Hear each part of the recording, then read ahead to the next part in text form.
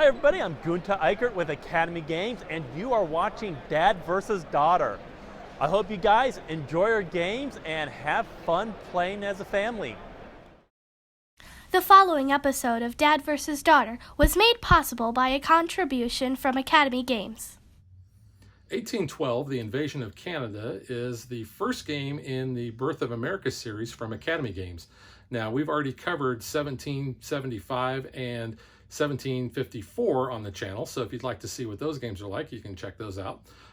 My friend Gunter from Academy Games is going to tell us how the game plays, and then I'm going to come back and tell you what I think, so check it out.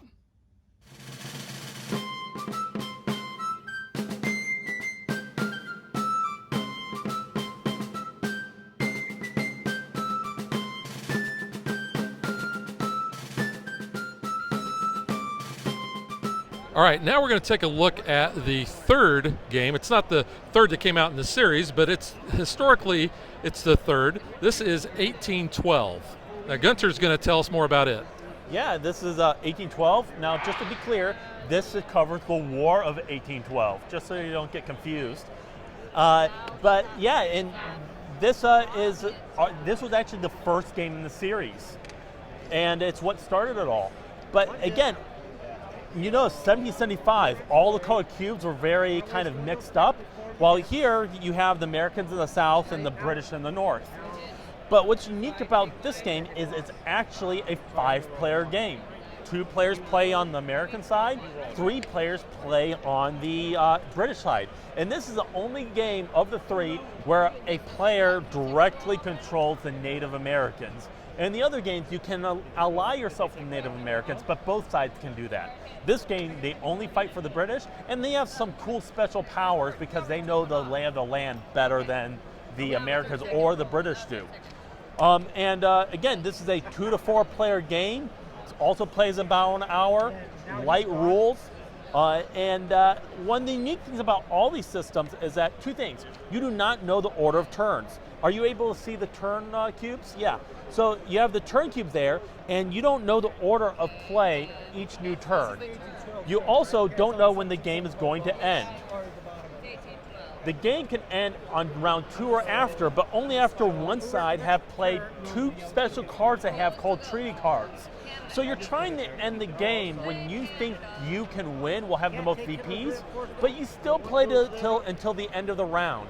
And this means you might trigger the end of the game, but could end up losing the game. And so it keeps it very tense to the very end.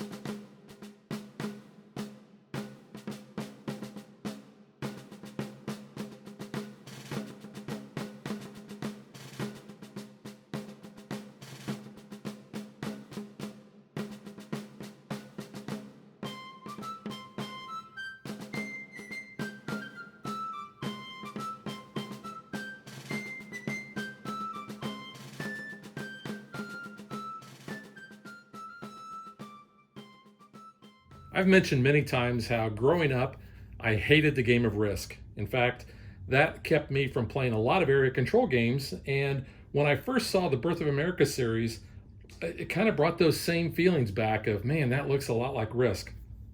I can tell you that it is not. Where I still have an aversion to Risk, I really, really enjoy this game system. Part of that, I think, is because that it is very accessible. It's a very streamlined process as far as handling combat, moving your troops, who even gets to go next in turn order, because like I said, you know, you're drawing out of this bag, so you're pulling out and like, who's going to go? Oh, okay, so the British regulars are going to go. So then next turn, who's going to go? Okay, so it's the Native Americans. So you don't know who's going to be going in turn order until you actually pull that die out of the bag, which I really enjoy that. The mechanism for battling here, it's real simple. If you are in the enemy territory, they're going to roll first. So you can see, you know, the blue area here is for the American regulars and the American militia. And then the red is for the British regulars, the Canadian militia, and the Native Americans. So if I am part of the American Army and I'm going up here, then I know that I'm not rolling first. And vice versa, they're not going to roll first if they're coming into their the blue territory. So I really like that aspect.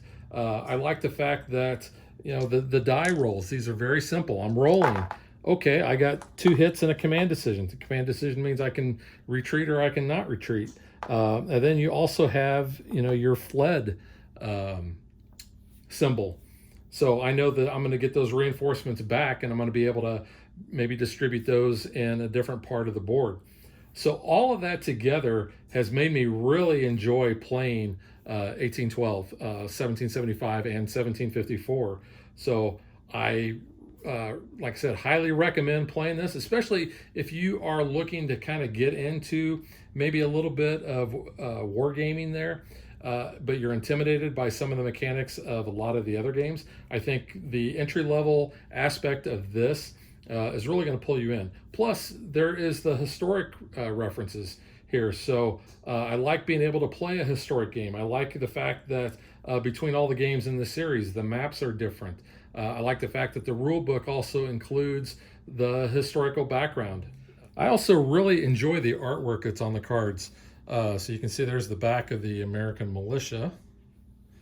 But I think the artwork is very good.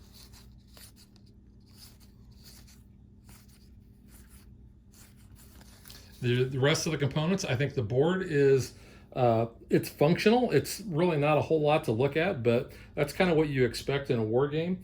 I really like the dice. I like the little control markers. On one side, you've got the American flag. The other side, you've got the British flag. The cubes don't need to be anything special. They're nice and little wooden cubes, which is perfectly fine. I like how they have the turn order and the round markers printed right on the board, so that's also a plus. So that is 1812, the Invasion of Canada from Academy Games. Like I said, the first one, but not chronologically, in the Birth of America series. Highly recommend it, and we will catch you guys next time.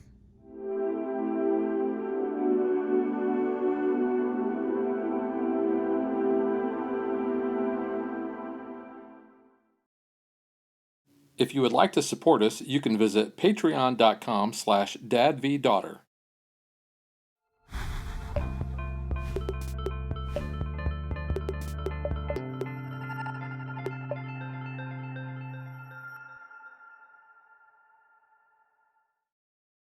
Like and follow us on Facebook to stay current on our show schedule, sneak peeks at future shows, and to interact with us.